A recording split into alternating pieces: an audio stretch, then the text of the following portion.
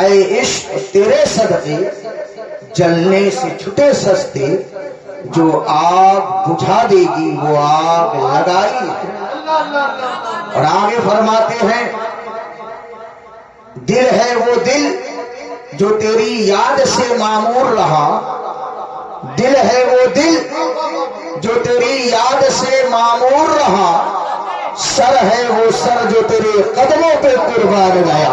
نعرہ تکبیر، نعرہ رسالت، مسلک اعلیٰ حضرت حضرت علامہ مفتی ثناء اللہ صاحب تغلا قادری نظوی۔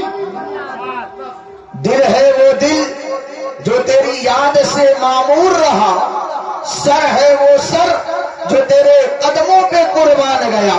اور آگے فرماتے ہیں انہیں جانا، انہیں جانا، انہیں مانا، نہ رکھا غیر سے کام، انہیں جانا، انہیں مانا، نہ رکھا غیر سے کام، للہ الحمد میں دنیا سے مسلمان گیا، للہ الحمد میں دنیا سے مسلمان گیا۔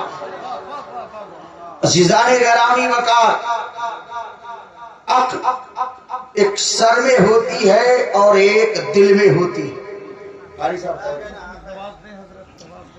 عقل ایک سر میں ہوتی ہے اور ایک دل میں ہوتی ہے۔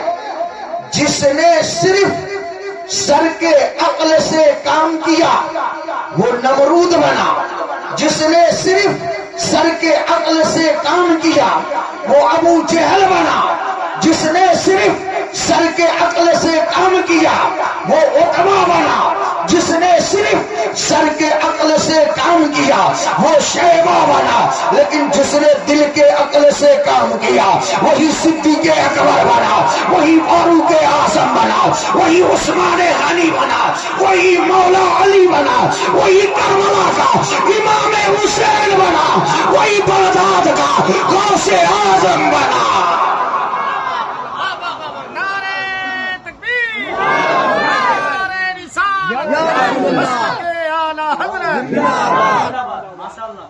اور آگے بڑھے، جس نے صرف سر کے عقل سے کام کیا وہ قاسم نانوتوی بنا، جس نے صرف سر کے عقل سے کام کیا وہ اسماعیل دہلوی بنا، جس نے صرف سر کے عقل سے کام کیا وہ اشرف علی تھانوی بنا، وہ قاسم نانوتوی بنا، وہ اسماعیل دہلوی بنا، لیکن جس نے دل کے عقل سے کام کیا وہی اجمیر محلہ کا غریب نواز بنا، وہی دہلی کا نظام الدین بنا، وہی دیوا کا صابر پاک بنا، وہی کلیہ کا وارث پاک بنا، وہی مکنپور شریف کا مزار پاک بنا، وہی بریلی کا امام احمد رضا خان بنا، وہی مفتی اعظم عالم اسلام بنا، وہی تاج الشریعہ بنا۔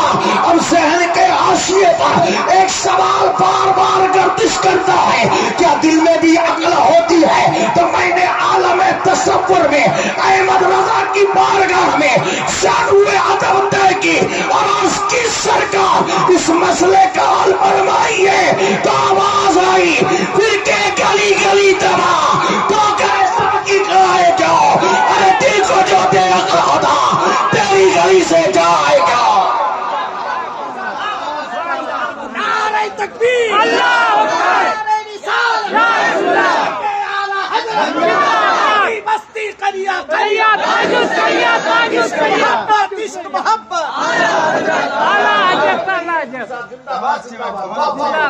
فرماتے ہیں پھر کے گلی گلی تباہ ٹھوکرے سب کی کھائے گا، دل کو جو دے عقل خدا تیری گلی سے جائے گا۔ اور آگے فرماتے ہیں اسقیاء چلتے ہیں سر سے وہ ہے رستہ تیرا، اغنیاء پلتے ہیں در سے وہ ہے بارہ تیرا۔ حضرات اللہ قرآن میں فرما رہا ہے، اے محبوب آپ فرما دیجئے حق آیا تو باطل مٹ گیا، بے شک باطل کو مٹنا ہی تھا۔ بچل کے بولیے سبحان اللہ۔ حق آیا تو باطل مٹ گیا اور بے شک باطل کو مٹنا ہی تھا۔ عزیزان گرامی وقار، اب سے جو ہے آپ 1500 سال پہلے کا محاسبہ کریں، جب مکۃ المکرمہ کی سرزمین پر انسانیت سسک رہی تھی، عدل و انصاف کا جنازہ نکل رہا تھا، بیواؤں کو کوئی عزت نہیں تھی، ایسے پرپیچ ماحول میں، ایسے پرخطر ماحول میں رب کائنات نے اپنے محبوب کو ربیع النور کی 12 تاریخ کو پیدا فرمایا۔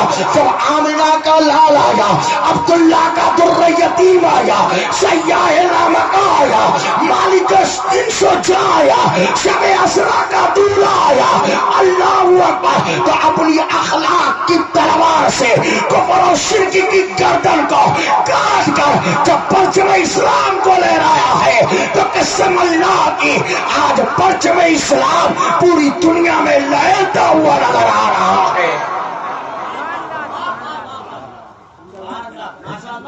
اور آگے بڑھے، جب یزید نے خانہ کعبہ کے تقدس کو للکارا، مسجد نبوی کی حرمت کو پامال کیا، مصطفیٰ کی شریعت میں جب ترمیم کرنے کی کوشش کی اور مصطفیٰ کی ذات پر انگشت نمائی کرنے کی کوشش کی، تو نبی کے نواسے، علی کے لاڈلے، سید الشہداء حضرت امام حسین نے کرب و بلا کی سرزمین پر یزیدیت کے آنکھوں میں آنکھیں ڈال کر اور سر کو کٹوا کر نیزے پہ چڑھ کر یزیدیوں کو بتا دیا، قتل حسین اصل میں مر گئے یزید ہے، اسلام زندہ ہوتا ہے ہر کربلا کے بعد۔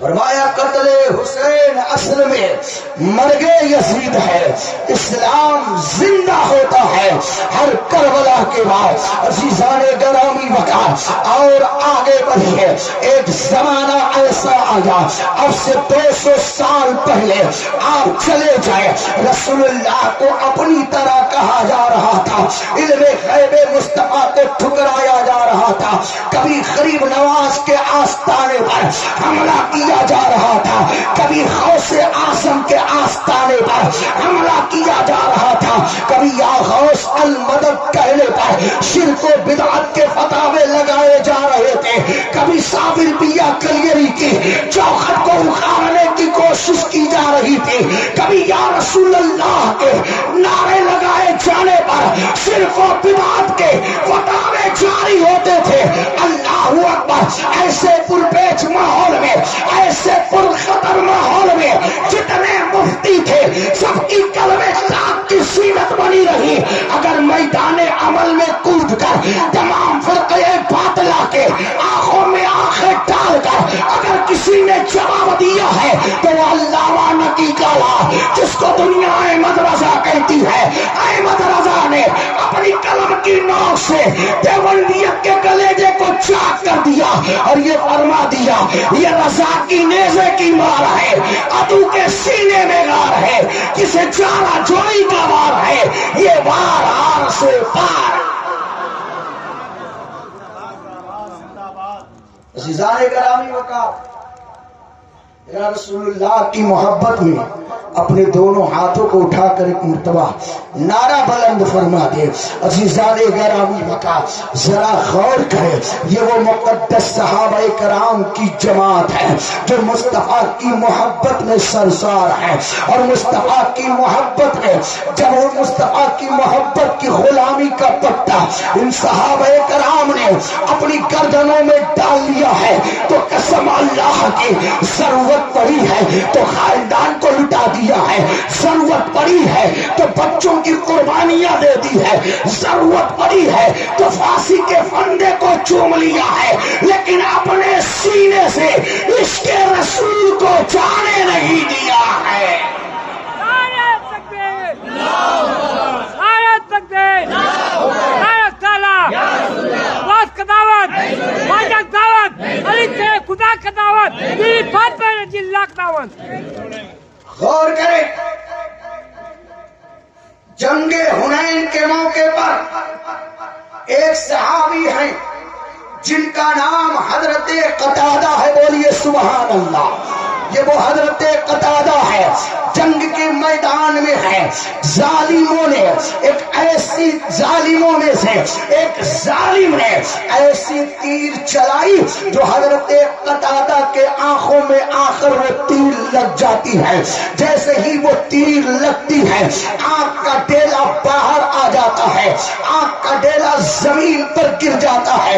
عزیزان گرامی وقع حضرت قتادہ کا عشق دیکھیں نبی سے کتنا مضبوط ہے، اور جس نے نبی سے اپنا نبی سے اپنا رشتہ مضبوط کر لیا ہے، قسم خدا کی دنیا میں بھی اس کے لیے بہاریں ہیں اور آخرت میں بھی اس کے لیے بہاریں ہیں۔ میرے آقا فرماتے ہیں لا یؤمن احدکم حتی اکون احب الیہ من والدہ وولدہ والناس اجمعین، تم میں سے کوئی مومن ہو نہیں سکتا جب تک کہ وہ اپنے ماں باپ اولاد دنیا کی تمام چیزوں سے زیادہ مجھ سے محبت نہ کرے۔ علامہ تاج الشریعہ پکار اٹھے نبی سے ہو جو بیگانہ اسے دل سے جدا کر دے، پدر مادر برادر مال و جان ان پر فدا کر۔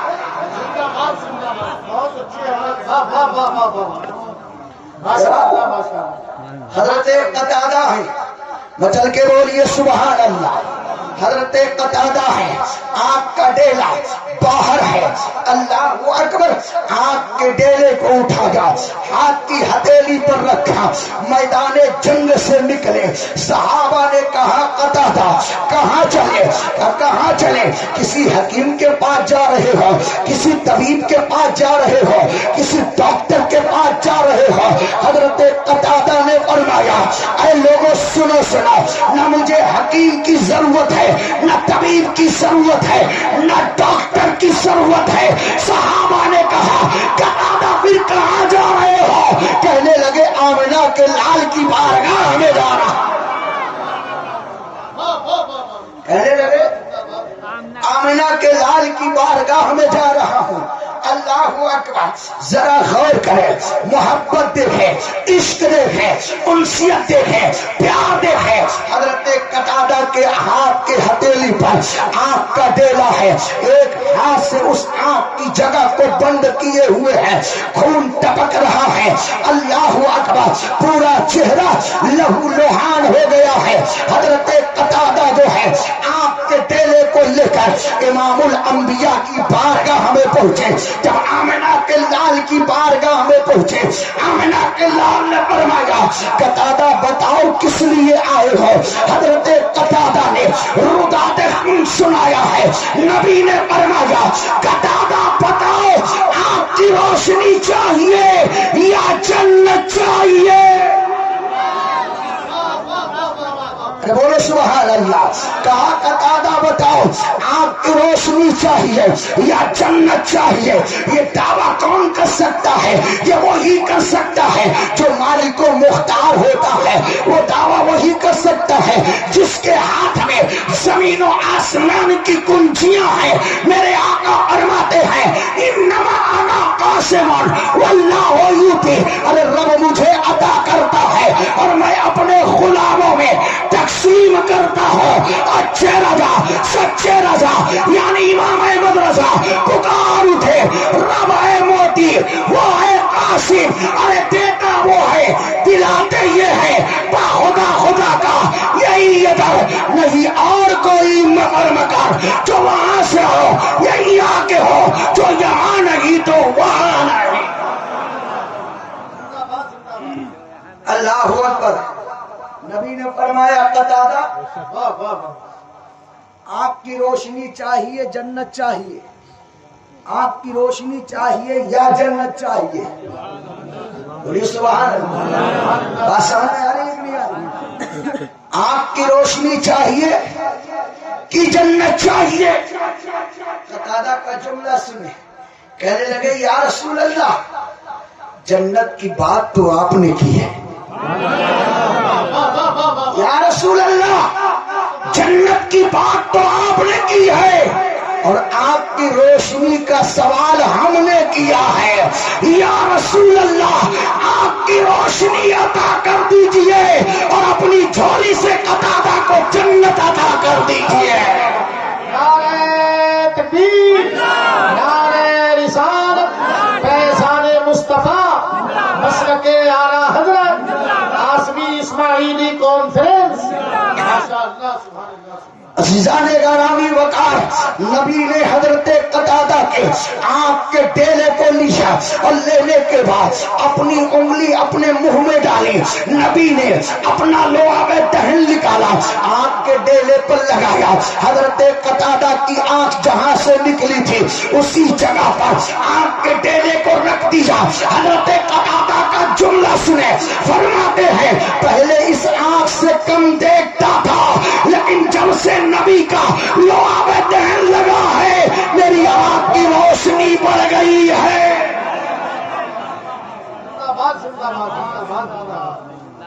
جب سے ماشاءاللہ میری آپ کی روشنی